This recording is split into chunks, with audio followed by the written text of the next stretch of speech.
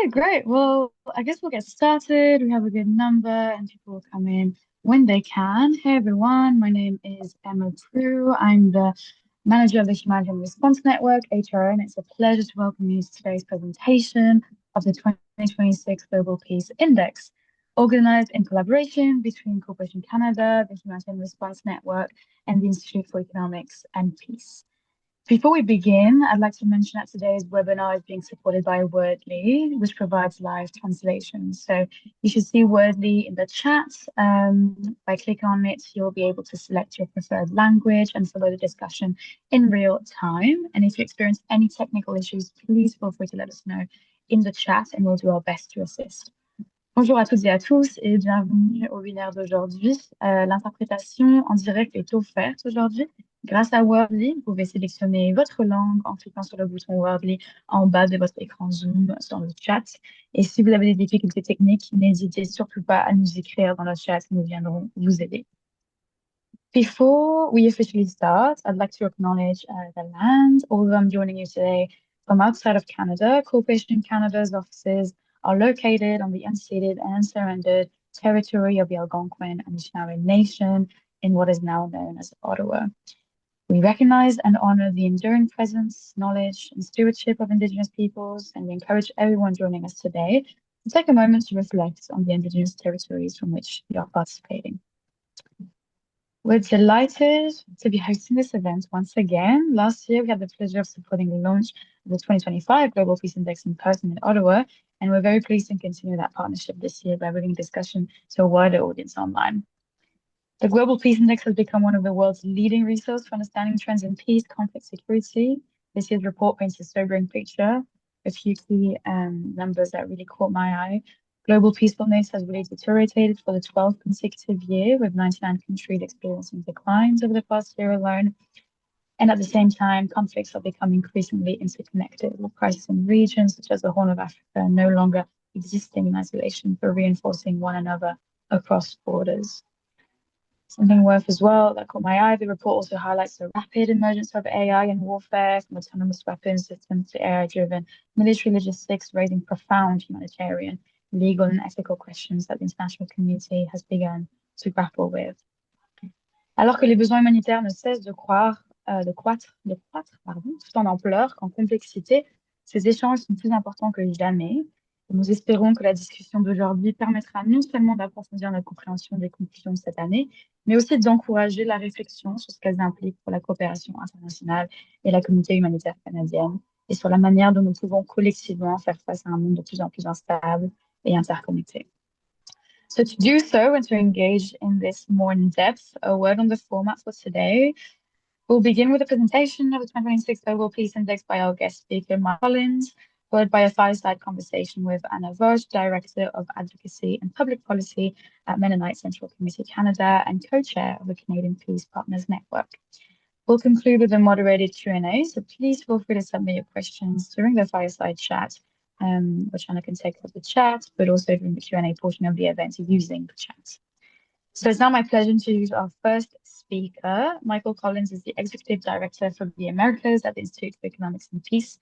He leads the Institute's engagements across the region and works with international organizations, civil society, and academic institutions to advance the understanding of peace through research and evidence.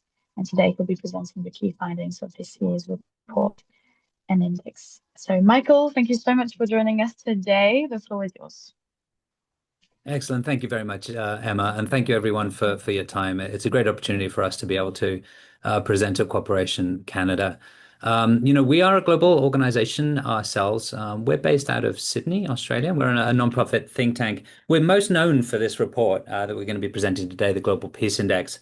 It's essentially a measure of peacefulness worldwide. It covers 163 countries. Obviously, with regards to Corporation Canada membership, we know for a fact that the most of the organizations and individuals who are members work globally around the world. So we aim to provide a global picture of peacefulness. One of the things that we often say is that this creates a ranking of countries. The most peaceful countries are by no means entirely peaceful, right? The Global Peace Index is really just a sort of a comparison. The fundamental raison d'être, if you will, is, if we're unable to measure changes in peacefulness, then how do we really know whether what we're doing, whether that's locally or at a national level, is actually having the impact that we want? So that's one of the things that we strive to do in the Institute, is to develop measurements around peacefulness, be that what is often termed negative peace, which is what we're going to be talking about today, the absence of violence or fear of violence, or positive peace, which is actually fruit of another element of analysis, which of course we'd be delighted to delve into another day. I'm going to skip over um, more about the Institute because there's a lot to talk about today. Obviously, we're not at a great place right now globally and in a number of countries around the world. So we'd love to delve into that a bit more. Um, with regards to how the Global Peace Index is sort of put together methodologically and measured, we try and cover as many countries as we can. I mentioned 163, which is what we have capacity for right now. And we try and leverage as many globally comparable indicators as we can. There are sort of three broad domains within the index. The first one is safety and security, the one that you see here. So we look at levels of violent crime around the world, for example. We look at homicides, we look at incarceration, we look at police rates, terrorism, for example, are aspects that we look at, internal safety and security measures within countries around the world. The second aspect is conflict. Now, that can be conflict within a particular country, such as a civil war, for example, or alternatively, conflict between countries as well. So, if we think of, unfortunately, the United States and Iran today, Russia and Ukraine, um, and many other conflicts around the world, as well as, like I mentioned, civil wars, right? The case of Sudan, the case of Myanmar, for example, just being some. The third aspect that we try and track in the Global Peace Index is militarization. Countries that are highly militarized score poorly on the Global Peace Index. Especially in places like the United States, that can be contentious sometimes because there's this impression, right, that investment in the military and militarization is actually something that can lead to peacefulness. You have the power to be able to make sure that a war doesn't happen. We see that as nonetheless being symptomatic of a lack of peacefulness. And the analogy that I often give is, if we feel the need to have a gun in our bedside table, it's symptomatic of a lack of peacefulness. Perhaps it makes me feel more safe, but it doesn't mean that things are more peaceful. Things would be more peaceful if I didn't feel the need to have a gun. The most peaceful society, which unfortunately until today is inexistent, is a society where there is no violence, no homicide, no crime, no conflict, not even a police force, no military, not even jails, because the society would be completely peaceful. So the Global Peace Index kind of sort of measures how close we are to this ideal. It's sort of like a reverse doomsday clock, if you will. We're pretty far away from that ideal, as I'm sure is quite evident. In fact, this is the 12th deterioration in peacefulness that we have seen, right? 12 consecutive years of a deteriorations in peacefulness globally. In fact, all of the headline numbers are kind of sort of included here in sort of in the headline numbers here for the Global Peace Index. $21.8 trillion was the economic cost of violence last year. A lot of that actually relates to conflict today. That has actually tripled since 2008. 99 countries deteriorated in peacefulness last year. 119 countries are less peaceful than they were in 2008, which is all the way where the Global Peace Index starts. So the majority of countries have become less peaceful today than they were back then. And that wasn't a particularly good time either. If we think of 2008, we're thinking of the war on terror in Afghanistan. We're thinking about the second Gulf War, for example, multiple coups and civil wars on the African continent, to name a few. So the Global Peace Index, taking all of this data, allows us to be able to establish these rankings. These were the 10 most peaceful countries in 2026. Most of these countries are European, but there are a number of, outside of this top 10, we need to understand that it's a spectrum. So, for example, if we look in North America, Canada specifically, right, obviously the headquarters of Cooperation Canada is 14th in the Global Peace Index. In South America, Uruguay is 43rd. In Africa, sub-Saharan African continent, Mauritius is 18th, and on the actual continent itself, Equatorial Guinea is 38th. These are all countries that have high levels of peacefulness currently. Although in the case of Equatorial Guinea, we actually see that from a positive peace perspective, from many of the aspects that lead to improvements in peacefulness, it's relatively low. It's one of those countries that we call as having a positive peace deficit. It has a lot of socioeconomic components that are likely not able to sustain the current levels of peacefulness that it has. So that is a bit of a red flag. I mention it because it actually has quite high levels of peacefulness. There's a number of countries that have positive peace deficits around the world. In MENA, Qatar is one of the countries that has the highest levels of peacefulness regionally. Central Asia, Uzbekistan at 37. In South Asia, Bhutan, 16th in the Global Peace Index. For context, the United States is 134th in the Global Peace Index this year, deteriorating 4 places. These are the 10 least peaceful countries in 2026. Russia being the least peaceful for the second consecutive year. Significant amount of conflict still in Sudan. In fact, conflict deteriorated last year. The situation is deteriorated in the DRC as well. And despite improvement in Ukraine, again, one of the least peaceful countries in the world. Hopefully, this shows that the Global Peace Index doesn't aim to provide a moral judgment of levels of peacefulness in the world, independently of where you stand on Russia and Ukraine or Israel or Iran or the United States or fighting factions in Sudan, for example. All of these countries are impacted by the conflict and therefore see a deterioration in peacefulness. So, kind of sort of panning out, this is the full global picture of peacefulness. Again, it's a comparative measure. There are 60 countries here that are currently in green, including Canada, for example. But that doesn't mean that these countries are peaceful, right? It just means that they're comparatively more peaceful to a lot of the other countries that we see. We see in red some of the countries with the lowest levels of peace. We talked about a number of those. Just outside of that top 10, we'd have places like Burkina Faso, Burkina Faso, Niger, Myanmar, just to give some examples. Here are some of the biggest improvements that we saw last year. Poland is currently 22nd in the Global Peace Index. Gabon is 100th. Lesotho, from memory, is around 80 or 90 in the Global Peace Index. Despite improving, for example, Lesotho has the highest homicide rate in the world. So a lot of it is kind of sort of a mix of things. You can have countries that have low levels of peacefulness that improve year on year. And again, this really speaks to the importance, hopefully, of measuring these changes. If we are an organization working in a particular country, is the country improving or deteriorating in peacefulness? What is the likely impact of our work? Now, I understand that as an organization, we may not be able to have, or we may not be able to claim that we're having an impact at a national level.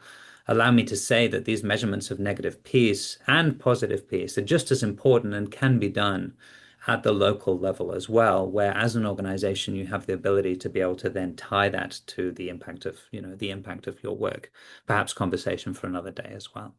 The main aim of the Global Peace Index is really to help provide the context of where you are operating, right? And why you are operating in those particular contexts. Here are some of the worst deteriorations last year. Again, this is all a comparative measure. Nepal saw the largest deterioration in peacefulness, largely driven by political instability and the Gen Z riots. A lot of that started from the proposed ban on social media, but evidently there was a lot of discontent in the country already, and this was building on top of that.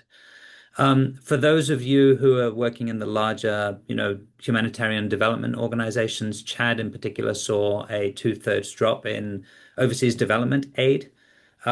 If we look at it from a data perspective, it's been difficult currently to be able to establish whether that cut in overseas development aid translate into a deterioration in peacefulness. In the case of Chad, obviously there's a clear parallelism here, but the causality of that has been difficult to unpack because a lot of these impacts are really going to take 2 to 3 to 5 years to see in the data. that doesn't mean that that is something that we are not directly seeing and you are not directly seeing in your everyday work. Just to note, perhaps Pakistan, which has seen for the second consecutive year increases in terrorism, is currently the country most impacted by terrorism globally. Broadly speaking, last year, as of the previous year, we're seeing a world that is largely defined by measures of conflict today, significant conflict around the world, 20 countries recording over 1,000 deaths. That's the largest number of countries since the inception of the Global Peace Index.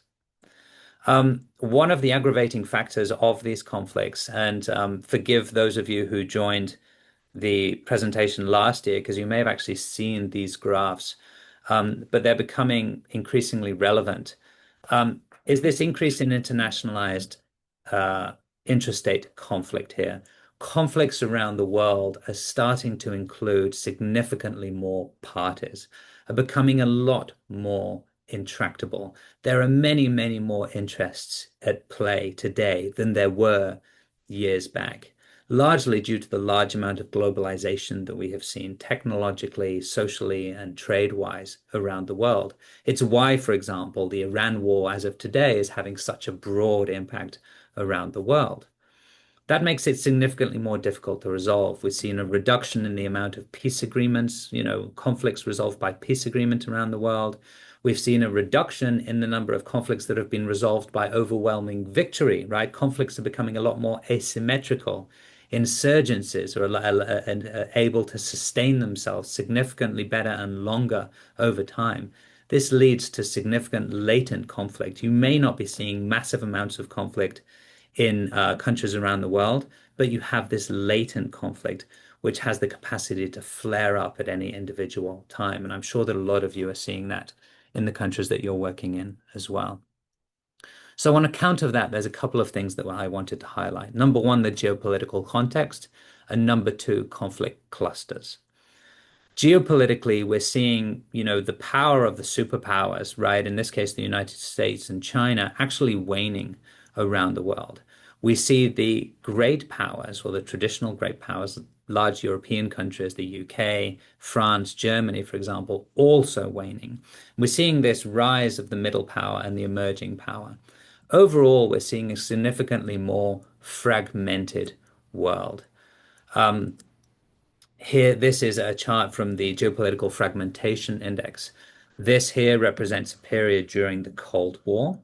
This it kind of sort of represents, the age of globalization, if you will, right? There was a significant coming together on issues of trade, of finance, of mobility, of political multilateralism.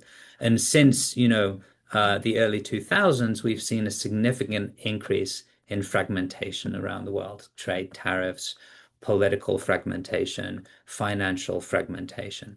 Now, this runs parallel to these levels of conflict that we have seen. Not so much to the emerging powers, right? That has been happening for the last 20 or 30 years.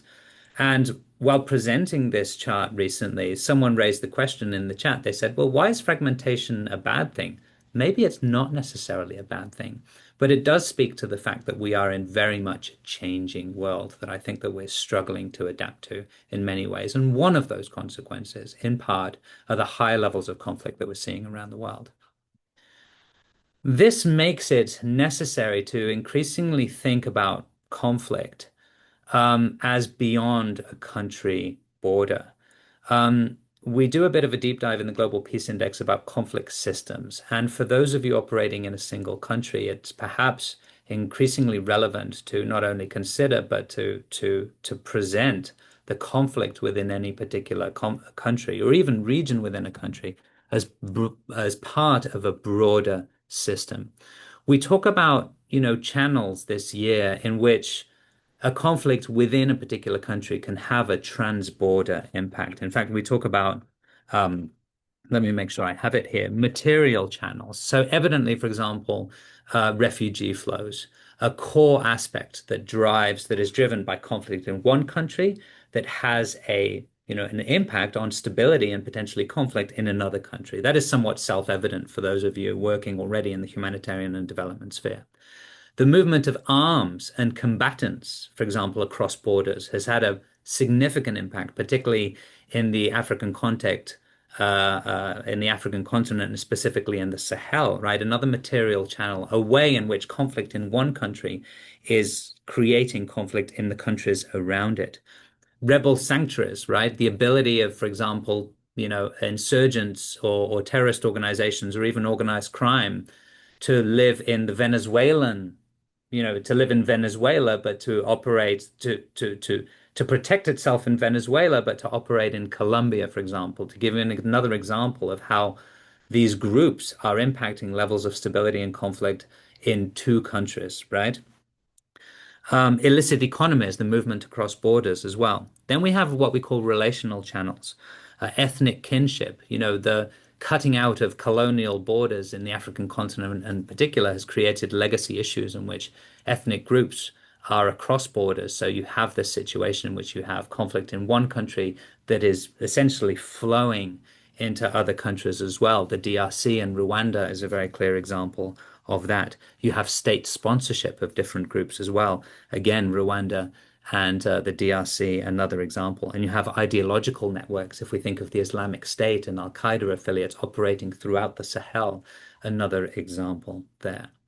I'd like to leave it there, but I would like to perhaps just share this particular case, right? The case of the war in Sudan, largely being driven by regional interest. If we think about a resolution to the war in Sudan, there are so many actors in play. We need to think about Egypt and its interest in water security from the Nile, for example. So it supports the Sudan armed forces within Sudan. We need to think of Ethiopia, which currently supports the Rapid Support Forces, right, which are the other party within the civil war within Iran. Ethiopia has tensions with Somalia and Eritrea with regards to access to the Red Sea. Chad suffers from refugee flows, as does South Sudan, as does Kenya, for example. Um, then you have what's going on currently within Iran, the UAE. The UAE is a massive gold importer and is a supporter of the RSF, which currently has this area. This gold mining that happens here is being exported to places like Libya, to Chad, which then makes its back way to the UAE.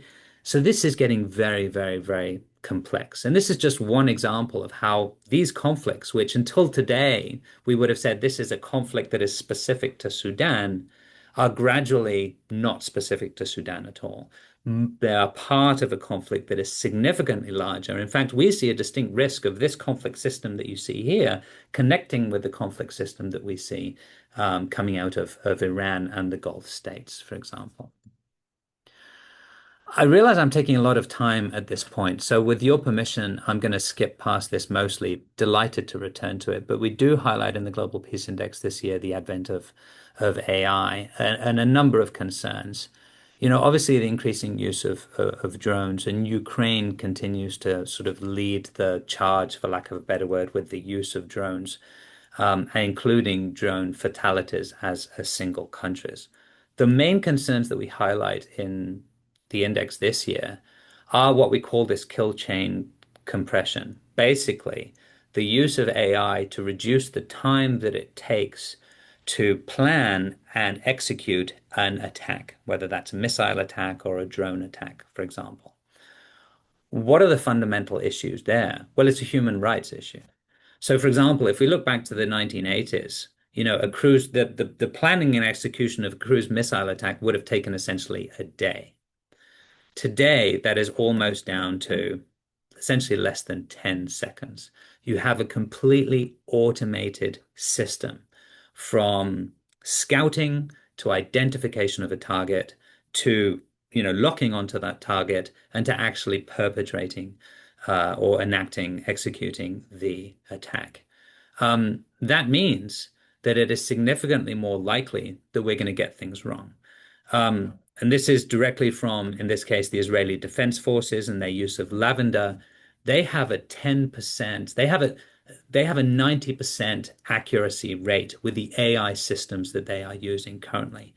That means that they have a 10%. 10% of the time they are getting it wrong and they are killing an innocent civilian. Now, I'm talking specifically about the IDF here because that's what the data shows, and that is admitted by the Israeli military.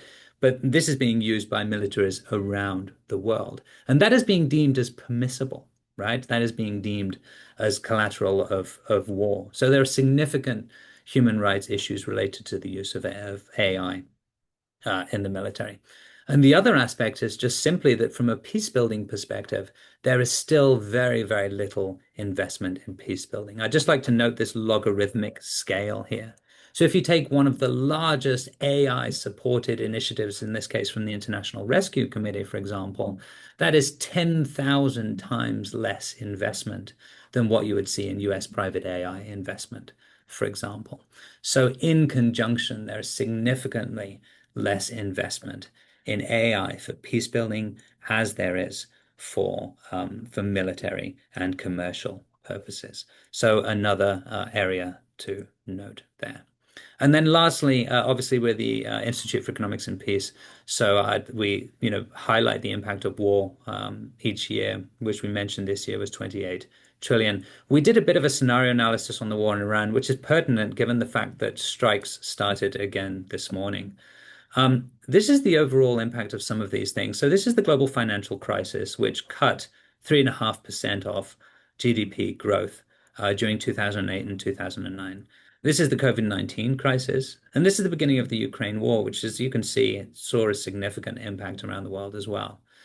This is the overall impact of the Iran war as of April 2026, about 180 billion, and that's a very conservative number. This is pretty much a scenario which we have seen until this morning playing out, which is this on again, off again peace agreement scenario. And this is the continuation of war. There is a 2.2 trillion difference between the continuation of strikes and a sustained peace agreement.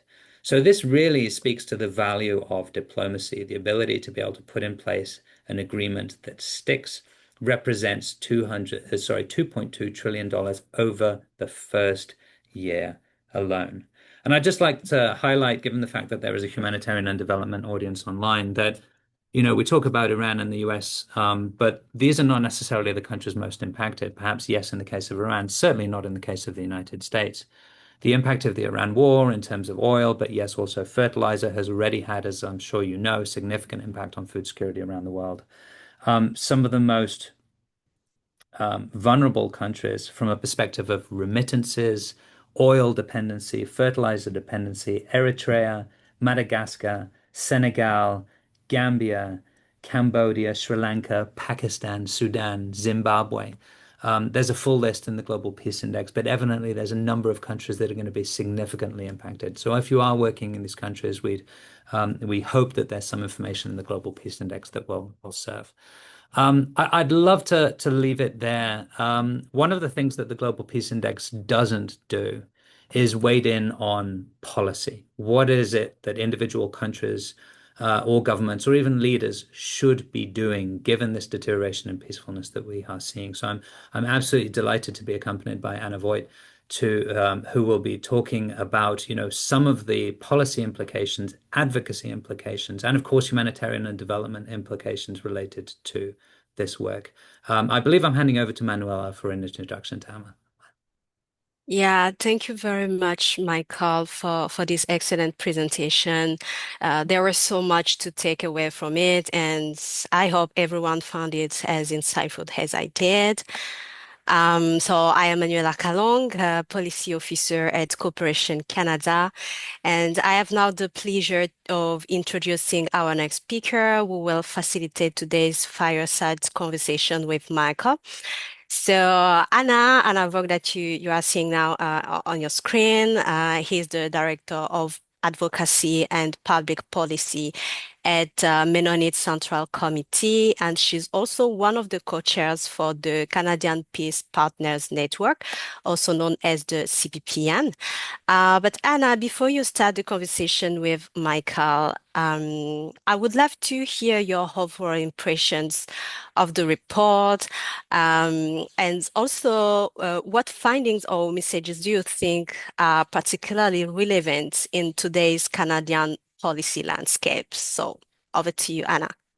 Thank you so much, Manuela, and everyone, and Michael, for joining us in this conversation. And I've been looking at kind of the list of folks who are here, and I'm excited to be part of, I hope, a conversation not just between Michael and myself, but with all of you in the room as you think about how does these findings impact your work, Canadian policy, some of our shared advocacy work, but then also some of those humanitarian development and peace impacts as well for our organization. So I'm just going to give a few brief reflections when I think of some of the policy points and how they relate specifically to Canada. But I'd also like to state that MCC, we actually use the Global Peace Index in our own programming. So just a really relevant piece of, we take the indexes that are in there and think about where are we allocating resources to places that are seeing an increase in conflict to hopefully both support stabilization and see how our own work can contribute to that growth, and hopefully looking at how we can also engage in both responding to conflict as it happens, but then also conflict prevention. Some of that positive part that Michael mentioned. And when I think about Canadian policy, I think about there's a line in the Peace Index that looks at kind of how conflict and the spillover impact of conflict can very quickly create that destabilization. And then peace and building back and kind of slowly moving up on the index takes a long time after that impact has happened. And so when I think about Canadian policy, I think about the challenge is kind of twofold. How are we not contributing to the destabilization caused by conflict globally, including some of those economic costs? And then how are we contributing and looking at prevention and peace building on a positive way?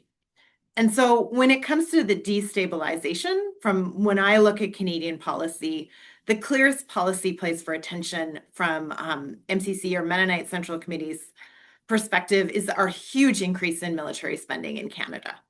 I think we're seeing, and this was noted in the index, that the percentages of Canadians who view the US as our greatest threat rose from 20 to 59% over the last year. And how does that fear get translated into something that's not an increase in militarism, but that can also have a positive impact on our economy and the rest of the world? I don't necessarily have clear answers, but I think that's something that we need to be thinking about. I'm also curious how we'll see the increase in militarization over the next few years in our own internal score of peacefulness. And it will be interesting to see how that changes, especially as we look at where some of our own increase in military spending is coming from. And how does that impact our own ability, I think, as the Global Peace Index highlights, to invest in things like global health, our own healthcare systems, support services, but also looking at our development spending. And I think that's something every organization on this call is concerned about. But I think we also need to spend some time looking at the global impact of our participation in the global arms race and the way that we're looking at using defense as a form of economic growth in our own country and kind of those ripple impacts. A name of Canada's defense industrial strategy is to grow our defense exports by 50%. And the challenge is that while we are still relatively secure as a nation and peaceful, our weapons run the risk of being used in ways that contribute to furthering global conflict, which of course impacts us, but also has primary impacts, first of all, in some of those countries where we work. And we're seeing some of our weapons already being used in problematic ways. The US will continue to probably be our largest customer. We don't have good weapons control on some of those exports and how they're used. So looking at how Canadian weapons are showing up in spaces like Venezuela, in spaces Michael mentioned Sudan, looking at Gaza and other spaces where we don't have good control, but also, again, that challenge of when our own economic systems become based on militarism, the challenges when it comes to our own participation in some of those destabilizations. I think there was one quote in the Peace Index: the end of one conflict often marks the start of another. War produces surplus of weapons, trained fighters, and military entrepreneurs whose livelihoods are now tied to the continuation of violence.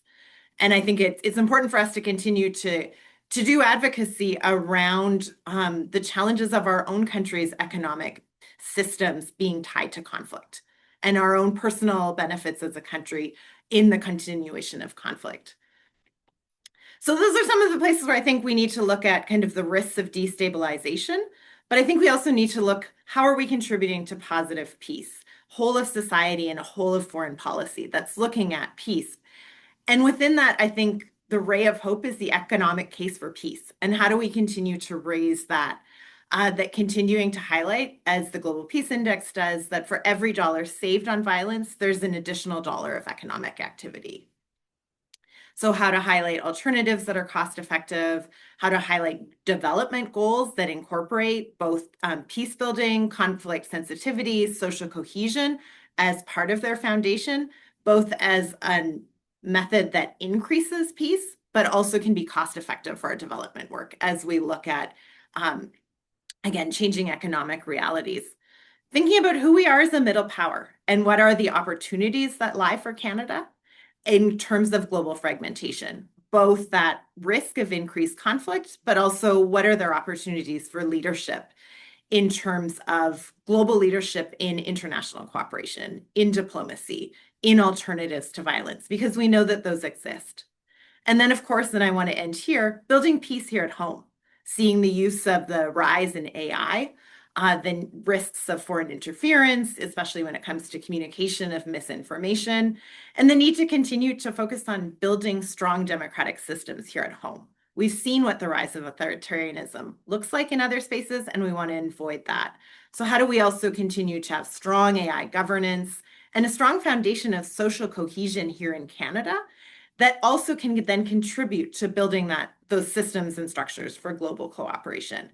But Michael, I think I'd love to hear from you. What are you seeing other countries or other reflections from some of the research as you engage in other spaces? Yeah,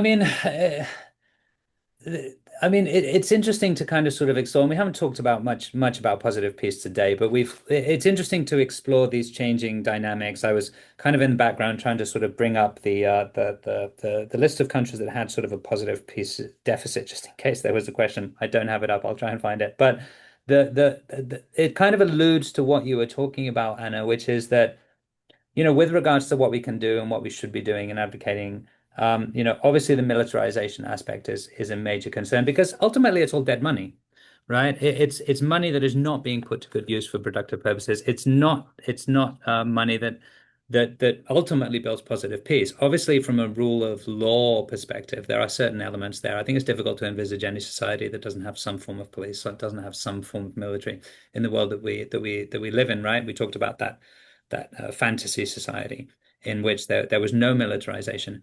And we should also note that it is also a logical response to the increasing conflict that we're seeing. So again, I don't think it's necessarily a moral judgment. It's just more of a practical one. It's not to say even sometimes that it isn't necessary, but we shouldn't forget all of the important stuff. If you take, so Canada and the United States have both deteriorated significantly in positive peace. A lot more the United States. I'd need to look into Canada a bit more. But in the case of the United States, significantly over the last 15 years or so. We are actually seeing that coming to bear in terms of political violence and broader forms of violence in the United States today, right? We are seeing a deterioration in peacefulness because there hasn't been enough of focus on these aspects of positive peace. I was just looking this morning at Salvador also, right, which actually sees an improvement. At least last year saw an improvement in its negative peace. In the Global Peace Index, it saw an improvement. But from a positive peace perspective, it's seen a big deterioration in government transparency, in freedom of information, for example. So these are things that are representative of, yes, you can have a short-term success, be that militarily, right? You can have a successful counterterrorism measure, you can have a successful invasion, whatever the case may be. That's not going to fix your problem, and it's not going to fix the problem over the long term. Yeah, I think that's really interesting thinking about because it leads us to that question of success. How do you actually improve your peacefulness? We've seen countries that I think have actually done that. And that's probably related to a question in the chat that's just come up. How do we define positive peace? And what is a positive peace deficit? So looking at kind of what does it look like to improve in your peacefulness over the long term? And I think that again relates really well to what is positive peace. So if you could start there. Yeah, and I mean, to be honest with you, that this is a great excuse because we always want to talk about positive. So the Global Peace Index is good for us as an organization because it has a high profile, it hits the headlines, it hits the news. Invariably, it's not great news, and there tends to be this focus on the worst possible countries. We always try and, to the extent that we can, try and focus on, what is becoming more peaceful, and importantly, positive peace. Okay, so on one side, you have the absence of violence or fear of violence, right? And you can measure that in something like the Global Peace Index. What are the world's most peaceful countries? Being the answer to that. Okay, well, here's a book that gives you a list. The more important question is, okay, well, what do the most peaceful countries have in common? Because that's going to give us an idea of what are the kinds of things that we can do, whether we're a government or an organization. So positive peace is this, right? Positive peace is the conjunction of what we call attitudes, institutions, and structures that create and sustain peace. What the most peaceful societies and what the societies that are improving in peacefulness have in common. Now, we've approached that analytically in the same way that we do the Global Peace Index. On one side, you have, global peace, and then you have socioeconomic measures. You can take health measures, education measures, education investment measures, gender equity, right? I think it was Beth brought up issues of gender equity and sexual equity. Um, does that correlate with improvements in peacefulness? Well, it does, right? In fact, significantly. So we have this eight pillar kind of sort of framework that distilled from this data, one of which is the acceptance of the rights of others. The acceptance of the rights of others is a fundamental pillar of positive peace, as is well-functioning government, sound business environment, high levels of human capital, free flow of information, for example. Within that acceptance of the rights of others, gender equity is one of the strongest correlations that we see. Now, is it the only thing? If gender equity was the only thing that we concentrated on, would that help build positive peace? No, it's one of many factors, right? We call these the eight pillars of positive peace, and there's over 500 different indicators that we see have got these strong correlations. But it just speaks to the kinds of things that we can and perhaps should be concentrating on, specific, especially in the humanitarian and development context, to build these measures of positive peace. Because one of the things that we see in our work is that these high levels of positive peace not only lead to less conflict, but also significantly more resilience as well.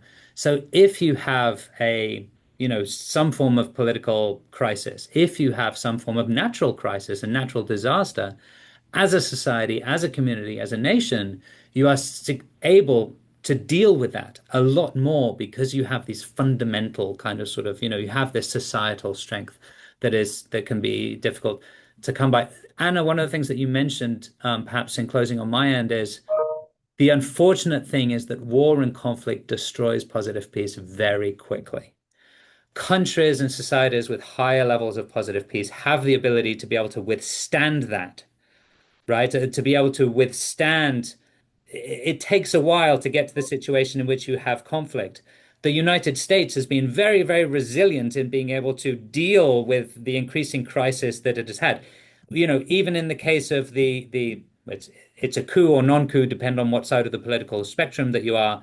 But last year we talked about, the invasion of the Capitol, right? The ability of the United States in this case to return to normal state of affairs, to lack of a better word, the next day, is representative of its relatively high levels of positive peace still, despite the significant deterioration that it has seen. In a country with the lower levels of positive peace, that would have led to a coup that would have led to significant instability until today. So, focusing on those underlying aspects are absolutely critical in so many ways.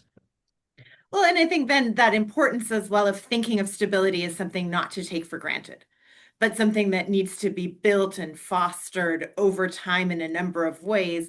And then when I specifically think, for example, about Canadian international development, we're having lots of conversations about how does development impact, for example, Canada's ability to trade, or Canada's own ability to kind of, again, focus on our own economic growth, but recognizing that contributing to stability, to positive peace through our development dollars also has kind of that payoff when it comes to lower levels of conflict and that economic resiliency as a society. Again, it's harder to, I think, draw those links sometimes, but I'm curious about how you see your research being used in terms of especially that economic case for peace and for positive peace building. Yeah, I mean the economic case, and let me just take the opportunity, if you don't mind, to invite all of our audience members to raise hands, to add questions to the chat. I mean, Anna and I, as you can see, are kind of sort of building this on the fly. At this point, we'd love to be able to hear from you. We'd love to be able to hear your questions and concerns, and riff off anything that you add in the chat. Look, the economic case for peace is absolutely clear. We talked about military expenditure being essentially dead money. The economic cost of violence being over, close to $30 trillion dollars. This is all money that could be invested in healthcare, could be invested in education. It's not to say that there shouldn't be some investment, and there should be, because let's not forget the well-functioning government pillar, right? Which of which rule of law is a critical aspect. So you will need to invest in a judicial system. You will need to invest in police. You will potentially need to invest in military. But certainly, there is a lot of lost value there. And especially given the distinct difference that we see in investments in peace building and conflict prevention versus militarization versus, AI commercial development, for example, there as well. Well, and I think thinking about economics as well, there's a second part of the question from Beth in the chat, looking at the issues of critical minerals. So we've been talking a little bit about the impacts of, say, Canadian weapons being used in other places, possibly contributing to destabilization. But what about the issue of, say, critical minerals, which is also a topic of interest in conflict discussions? And much of Canada's probably about 50% of the world's mining companies are actually registered in Canada.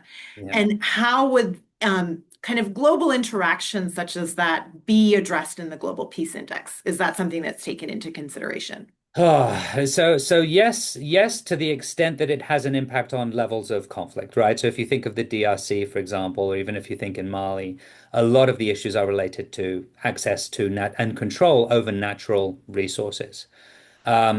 A lot of, we are seeing what we are seeing in the Gulf and in relation to the US-Iran war is in relation to natural resources, specifically oil. The geopolitical context and that, yeah, messes with everything in many, many ways. But it also has an impact on positive peace as well. So if you think of positive peace from the perspective of land regulation and equitable distribution of resources, right?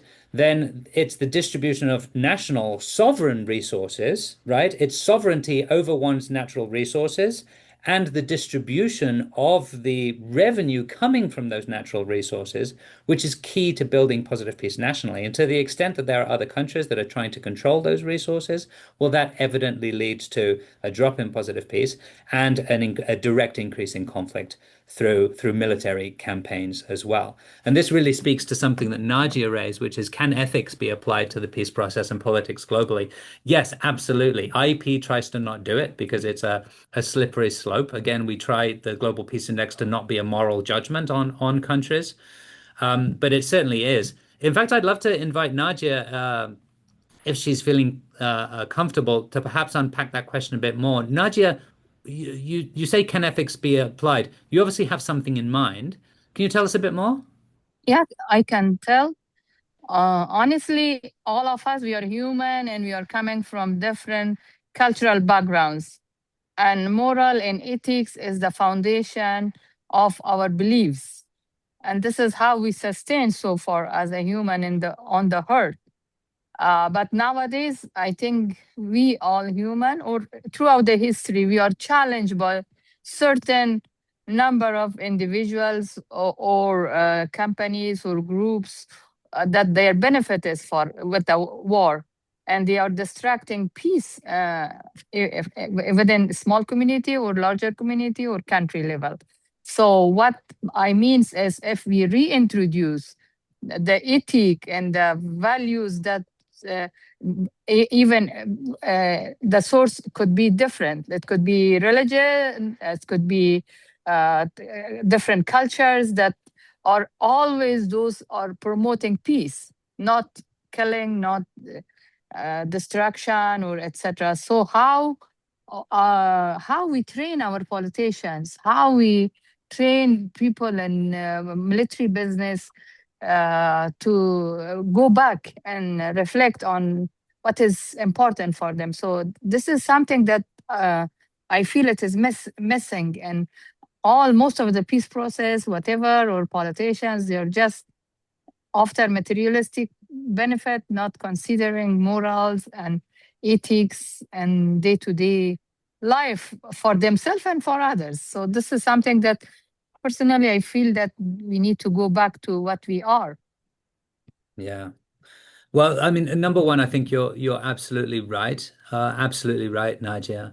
And it's not something that isn't practiced. I mean, we all try and practice it in our own way, whether you're a follower of Ubuntu, or simply you try and follow the golden rule, right? Or you have an ethic or a moral compass, or you try and have one, or alternatively, you're religiously or faith affiliated, and that provides you with the same guidance. I mean, I'd contest in a certain way that it would be specific to the large corporations. Evidently, there is a significant, that has a significant impact around the world. And evidently, the larger the corporation, the more money flows towards a particular thing, or the larger or more powerful a country, the more impact it is likely to have. But, that lack of ethics. And I personally have quite a few reservations about lack of ethics because, fundamentally, if you speak to an individual insurgent, or someone who has, an ethnic issue with someone else, a lot of those grievances are often well-founded if it's, perhaps from a lack of socioeconomic opportunity, right? If we look at a lot of people joining insurgent groups, like, Al-Qaeda affiliates or the Islamic State, for example, in the Sahel, a lot of that is the fact that there is state abuse, and also the fact that there is lack of socioeconomic opportunity.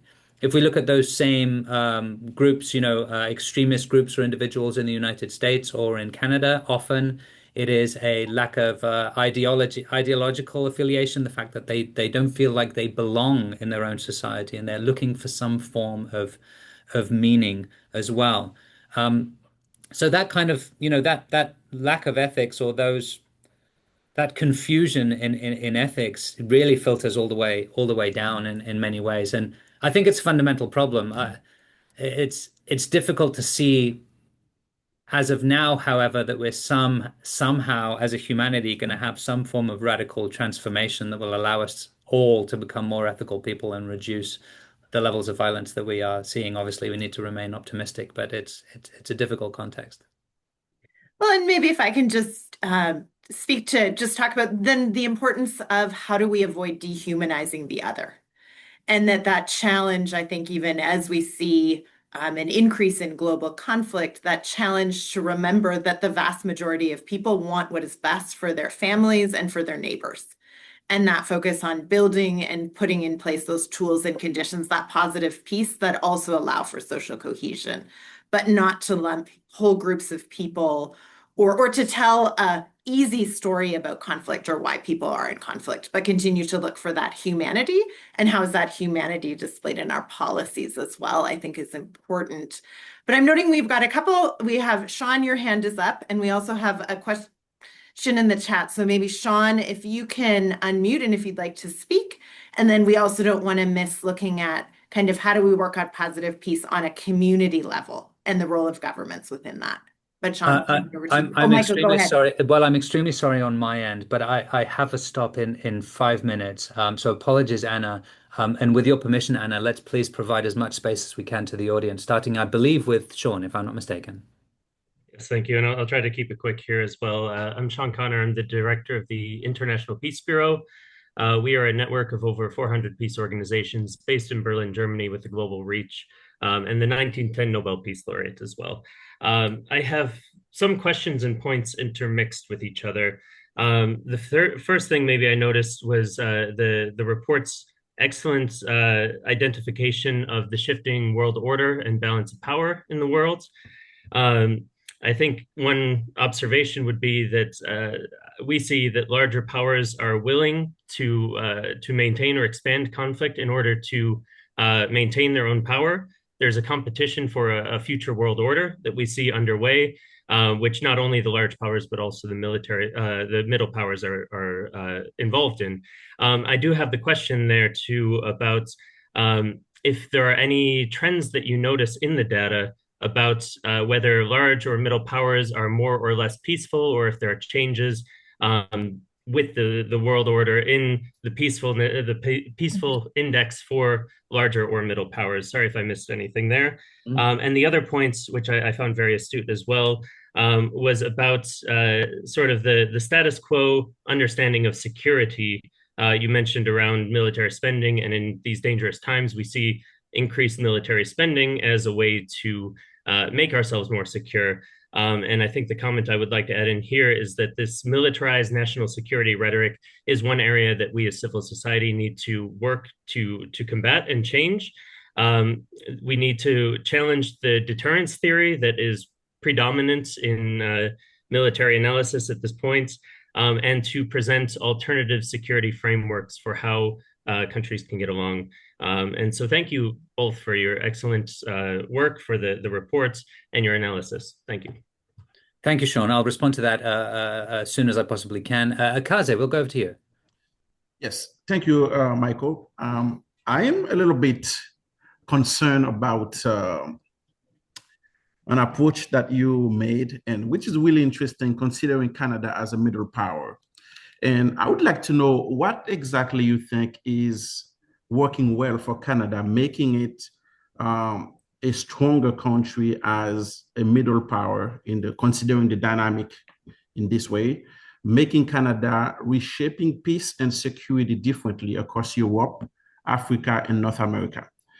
So based on where Canada is standing in the report compared to the US, and what makes Canada a stronger country and that can at some point influence the next report next year compared to Europe, Africa. Yeah. So I think there's significant opportunity there, and if you don't mind, I'm going to try and connect the two questions here. So if we talk about emerging powers or middle powers and levels of peacefulness, no, there is no particular correlation. So, for example, established middle powers. Kaze, you talked about Canada, but also Australia, South Korea, the Netherlands, Spain, Belgium, Brazil, Saudi Arabia, kind of all over the place with regards to peace scores. Emerging power, Nigeria, South Africa, Argentina, Qatar, Norway, Thailand, just to name a few. So there's no distinct correlation there with levels of peacefulness. The measure that we use to ascertain whether a country is a middle power is based on essential economic, portion of the global GDP, essentially economic power, military power, and then overall levels of influence. There's a particular data set that we use, which speaks to, in the case of Canada, the ability of Canada to influence other countries, be that trade-wise, politically, militarily, or otherwise. So as a middle power, Canada has a relatively high level of influence of other countries around the world, including, I don't know the details, but I'm assuming a number of African countries as well. And let's not forget that is, of course, reciprocal, right? So, for example, I'm sure that Nigeria, for example, is the most populous country, but also one of the most, economically mobile countries, has got a very strong trade partnership with Canada. That puts Canada in a great position to essentially be as a peaceful country and a country very interested in conflict prevention and peace building, in a very good position to be able to have a positive influence around the world that I think in many ways is underleveraged. With great apologies, I'm very sorry, but I have to leave it there on my end. I'm delighted to leave you in the very good company of Anna, to the extent that she can say thank you very much all for the space today, and of course thank you to Cooperation Canada for offering IP the space. Yeah, thank you, Michael. It's been really great to be in conversation with you. And I know that folks need to start jumping off, so we'll definitely let you go. Maybe if I'll just respond to Rebecca's question in the chat here. I don't want to lose that as people jump off, and then I'll turn it back over to Emma as well to close us out. But I think, and this is just from my perspective, working with Mennonite Central Committee, not necessarily from Michael's perspective with the Global Peace Index, but I think positive peace can be built at every level of society. So looking at how are we as a national level engaging in our diplomacy, looking at what Michael just talked about, leveraging our middle power, but also working at grassroots. That's where some of our development funding can come from. Funding peace projects, that triple nexus that I mentioned, humanitarian, development, and peace building as part of a comprehensive approach to peace. And then looking at our own communities, how are we working to strengthen our own institutions, our own democracy? So the role of both civil society, institutions, and how they play together. But how can we continue to track where interventions are working and where we are seeing that increase in peace? But we'll stop it here, I think. Emma, if I can turn it back over to you and to my colleagues from Cooperation Canada. But thank you so much for joining us. And I hope that you can continue to use the Global Peace Index in your own work and interventions. Thank you very much, Anna, and even Michael, even if he needs to leave the webinar. It was fascinating to hear the report key findings and to hear your two reflections on key challenges and priorities of today, including AI, including economic impact, including the interconnection between